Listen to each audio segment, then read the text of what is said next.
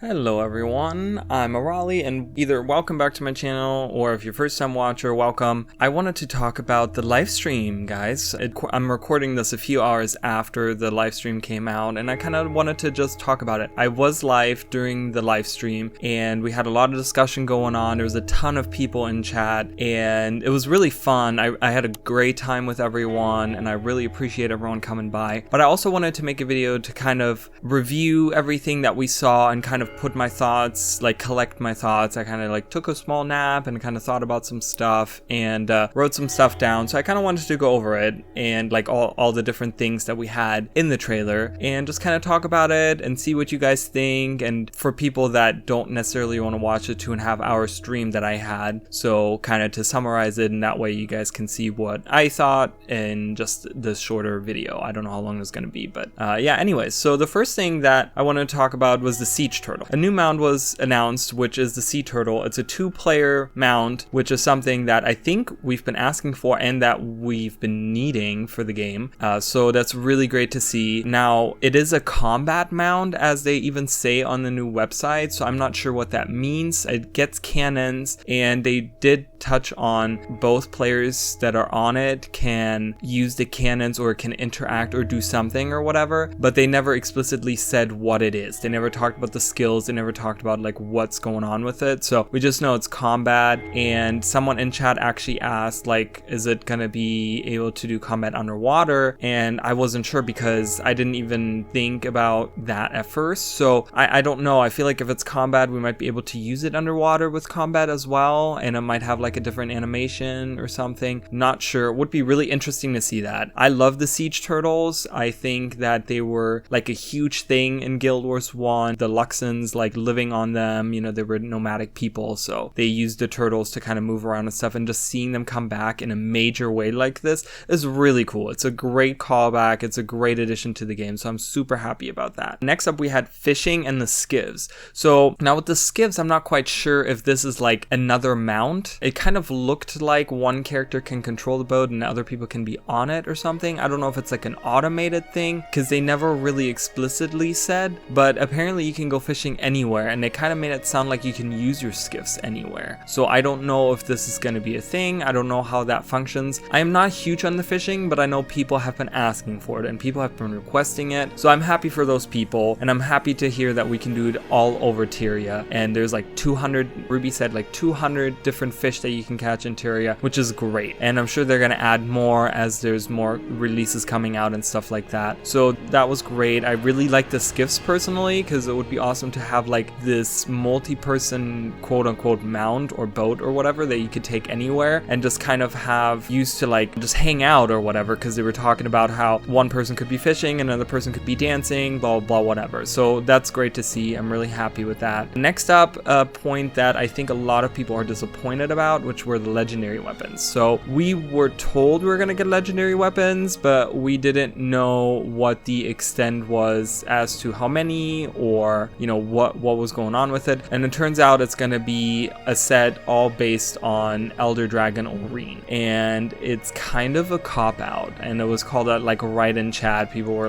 really disappointed, and I have to agree, it looks like a special Black Lion chest skin. I mean, it looks like a regular one of those Black Lion chest sets that we get all the time, and it it just gets an extra aura and footfalls. So it's nothing special. I did like some of the skins. I do like the neutral shiny prism kind of thing, because it fits with a lot of themes. But I did talk about how I like to have balance between the weapon skins, where we get some darker influence weapons too, like the recent axe release that we got, which was really cool, and people really wanted that because it has the red trail and it's a little bit darker and stuff, where we've been getting a lot of skins that are just very bright and shiny and happy and stuff. So I like to have a balance. So having a whole set that's like that, I don't know if I'm super excited about it. I'll get probably at least one of them, but then I also want to point out that we still have the chance of maybe getting a Generation 4 after End of Dragons, and maybe them giving us a darker set to offset the lighter and do the same kind of thing where they give us 16 weapons that are all gonna be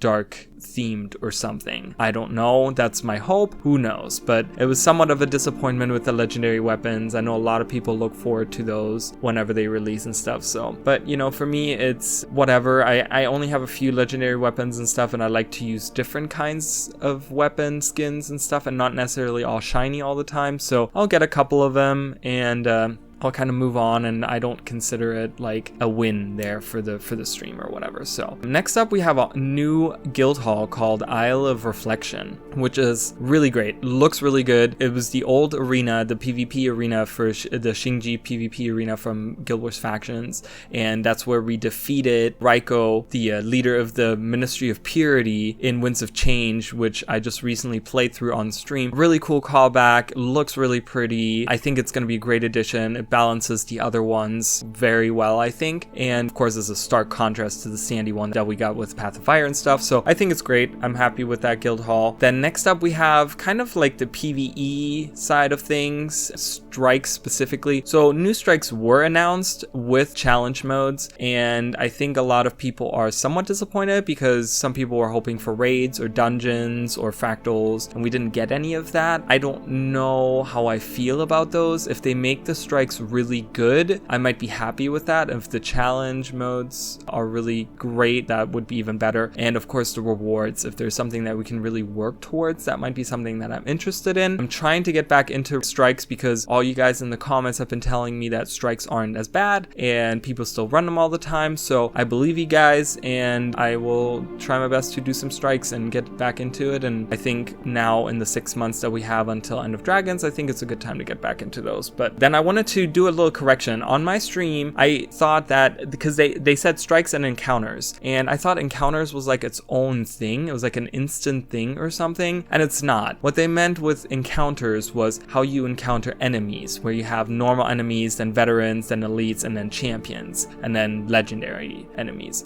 And they said that instead of just making, as they go higher in tier, instead of making them just having higher health pools, just giving them maybe new mechanics or new skills or whatever. And I really like that approach. I really think that's a great way to kind of change up some stuff and kind of make some stuff feel fresh. I hope that they do this with like older content too, maybe. I don't know, but I really like the approach of that. It's going to make it feel a lot better where I can say, hey, I want to fight this champion and he just has newer mechanics rather than just having a huge health pool and I can't defeat him by myself. So it kind of helps out the solo play, and yeah, I really like that. So one thing that I will point out is there's no mention of bounties or adventures, and I don't know if this is like on purpose or if there is none. I was really hoping for some bounties to come back because I do enjoy bounties, and I think that I'm somewhat disappointed. They did say meta events, but they didn't say anything about bounties or adventures, and I think that's kind of a shame. I would really like to see that in the game, but you know, whether we get them or not, if they can make the strikes feel really nice and if they can feel the meta events, we might not even need those, and maybe if they can incorporate the mechanics that we had for the bounties too, for some of the bosses for the meta events, that'd be really cool and kind of make it feel like its bounties are back in there and stuff. I would like to still see a new set of adventures. There was one part in the trailer where I saw a character carrying crates, and it looked like it was a Sylvari playable character, so I was thinking that's the commander carrying crates or something. So maybe that's like an adventure, or maybe that's like a hard quest or something. That kind of looked interesting to me. I mean, not that I'm like, ooh, oh wow, we get to carry crates, but it's something different. It makes it feel like we're actually like doing more hearts and stuff, because I do think hearts are kind of cool, that they give you ways to interact with the world in different ways, you know, like watering plants and putting out fires and stuff. It's just kind of cool like that, instead of just fighting enemies all the time. So that was kind of cool to see. Next up, I want to talk about the elite specializations. So we only got one that was like revealed pretty much, and then we got a preview of another one. I was really hoping we would get the whole set, or at least like a preview of the whole set, like just an image or something of it. I talked about that on stream, but you know, at this point it's okay. I think they want to really have people not jump to like, oh, this is going to be good and this is going to be bad. They kind of want to show each one off and let it sink in for each one. And they talked about how the beta events are going to be them having 3 classes each. And I think they're going to do light armor first, because we saw that they're doing the Mesmer. So the Mesmer was revealed, and then we got a picture of the Necro, and those are both light armor skins. So I think they're going to do, for the first beta event, it's going to be all light armor, and then the second one is going to be all medium armor, and then the last one is going to be the heavy armor, and then I think they're leaving like Revenant for last, I'm thinking. And someone else in chat said exactly the same thing, because maybe the spirit that we're channeling for the Revenant is going to be something that has to do with Guild Wars 1 or something story related in some way, and it's going to be like a, oh wow, this is really cool kind of moment, you know. So someone agreed with me on that exactly, and I'm like, I think that's probably what they're going to do. I'm not sure. But yeah, so the Virtuoso, which I hate the name, I will say I don't like the name, but the spec itself is great. I love the spec. It's a pure damage spec. If you looked at the skills, you could see it's not a lot of healing going on. There's not a lot of like boons going on. There's not a lot of conditions going on. It's just flat out damage on a lot of them. There's certain like vulnerability and like weakness I think I saw in there and stuff, but it's mostly like pure damage, which of course we had the Chronomancer, which was defensive and boons and healing and stuff, and the Mirage was mostly Condi, so that kind of balances it out. And then of course for the videos that I have made, I had the Enchanter and I had the Bard or the Minstrel, and it's not a Bard, it's not a Minstrel. It doesn't to me feel like that at all. But I will say that on my Enchanter, I called the weapon. I wanted a long range dagger weapon, and that is exactly what we got for the weapon. So I'm giving myself a point for that one, for kind of predicting that one. But it looks really good. The skills are really flashy, really cool, like crystalline blades over you instead of illusions and stuff. It's really cool. So if you guys haven't watched that video, go watch it. It's really cool. There's some links on Reddit that have it like isolated where you just watch that. Really cool skills. We're getting psionic utility skills, so that's really cool. I like those. They're like AoE skills, but I like the whole idea of like, they're called blade songs for your F abilities and stuff. It's all like blade based, and I think that's really cool. It's like a blade dancer almost, and I really like the spec, so I'm really happy with it. Yeah, and then the next spec would be the Necro, and we only got the little silhouette, and I'm guessing that like next week we're probably gonna get the reveal, and then a week after that we're gonna get a picture of the next one, which will probably hopefully be the Elementalist, and then the week after that they'll reveal it. Like they'll do like a weekly thing maybe, I'm not sure. But yeah, I was kind of in the chat, some people were saying it's like steampunkish, which I agree with. I kind of got like a witch hunter kind of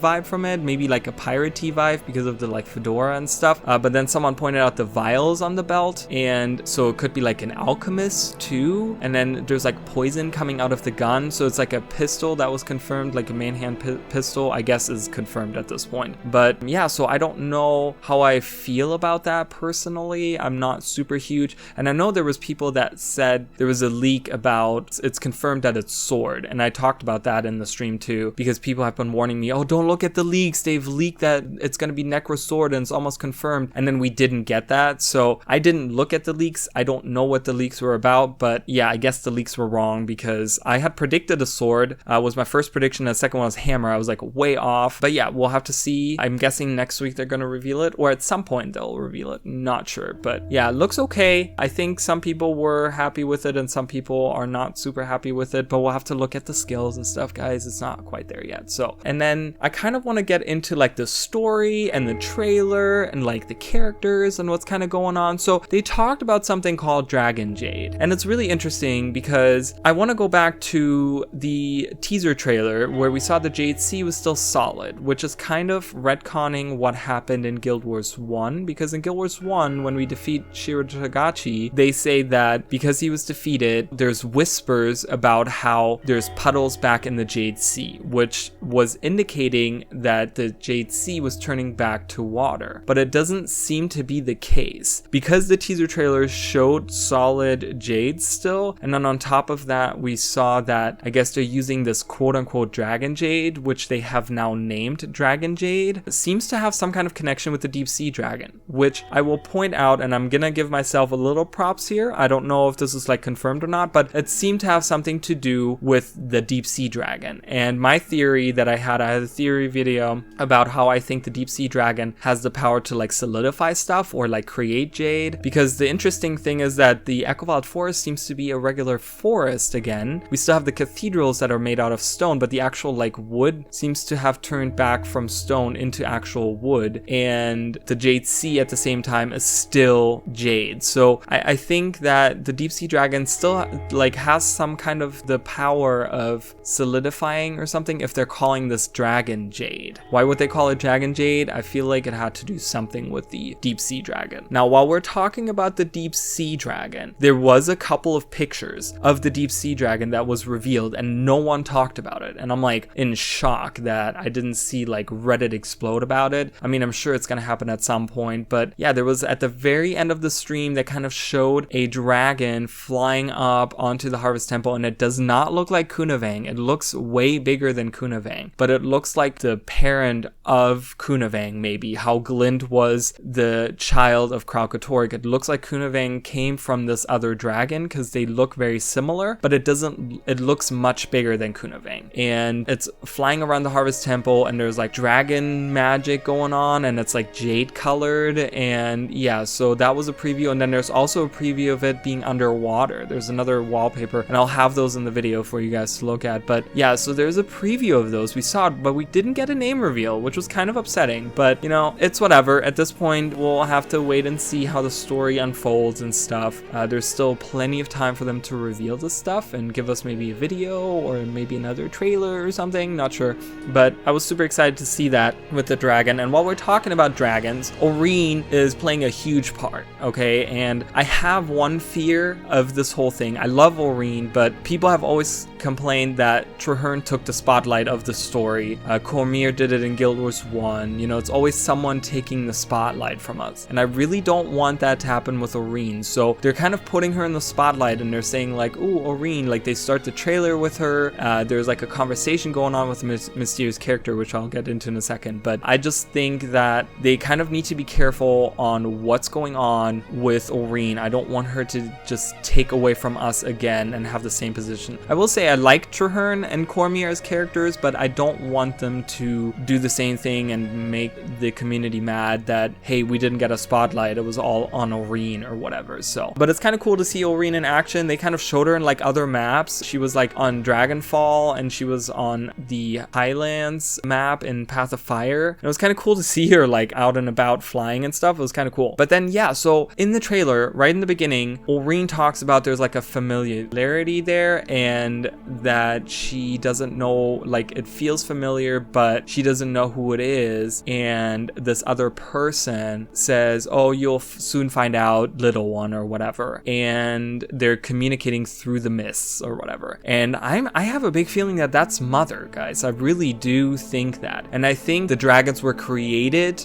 by this being, by this whoever this person is, but then not necessarily everyone considers this being to be Mother, but just Kralkatorg does, because he has this idea of like, oh, this is the person that created me, it must be my mother. And I think that it's just some really powerful being. Still haven't seen anything about Celestials. I hope that we do get some kind of reference there, but so not sure if that was Mother or what's going on. So, and then further in the trailer, you kind of see bubbles in the Echowild Forest when there is a mysterious character talking about the Dragon Jade, and she kind of says like, Century of Progress will not be stopped because you guys are just using Cantha as like a tool in your cosmic game or whatever. And there's like bubbles in the Echowild Forest, which is really funny to me because people are pointing out like, oh, this must have to do with the deep sea dragon, which I agree. I agree that it has something to do with the deep sea dragon, but I also find it kind of funny because I feel like it's a jab at the community, because people have been calling the deep sea dragon bubbles all this time, and all of a sudden we have this like trailer with like these magical bubbles everywhere in the forest. So I'm kind of like, oh, is that like a little jab at the community, like a little like, haha, look, it's actual bubbles everywhere, you know? So kind of, I thought that was kind of funny. It was in the Echowild Forest and it wasn't in the Jade Sea, so I'm not exactly sure what's going on there. That was very interesting. Then we had also in the trailer, there was a mysterious Asuran character, and it was weird because in chat, I was trying to pay attention to like a lot of things all at the same time, and in chat someone was like, Zoja, question mark. It doesn't doesn't look like Zoja, and it looks like it's medium armor that character is wearing, so I would think it's not Zoja. And Zoja, I don't think Zoja would look like that. Not sure, I don't know. I don't think they're gonna bring her back. But then the developer that was sitting next to Ruby, I forgot his name, but he said maybe it's the replacement for Gorik after his untimely death. And I'm just thinking to myself, Gorik didn't die. Is this,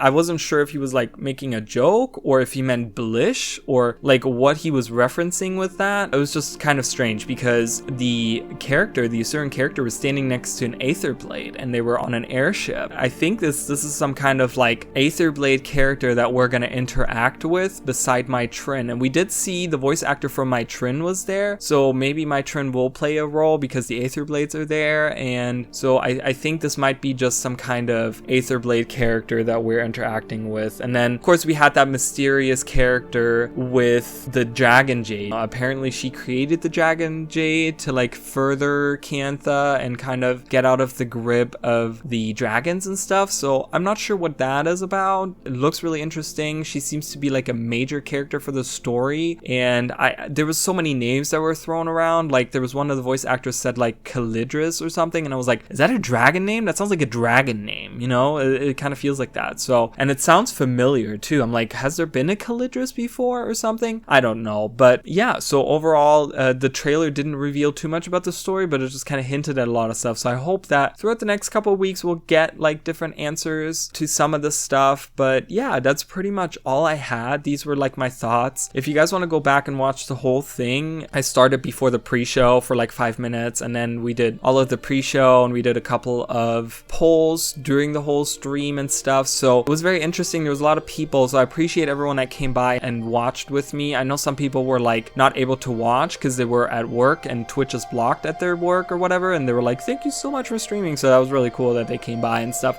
just to, you know, even if they were just there for their own gain or whatever, I really still appreciate them coming by and watching and stuff. So, but yeah, it was really interesting to see everyone's thoughts, and let me know what you guys think. Are you excited? What are you most excited about? Do you like the elite specs? Do you like all the stuff we've seen? I feel like we've only really seen Xingje and a little bit of the Echovald Forest. We haven't seen much of anything else. It would be nice to see some more, but I think they're kind of warming up to like giving us more and more. So, but let me know what you guys think, and thank you guys so much for watching. And if you haven't subscribed, I would really appreciate if you did. And yeah, just leave a comment down below what you guys thought, and I'll see you guys next time. Bye guys.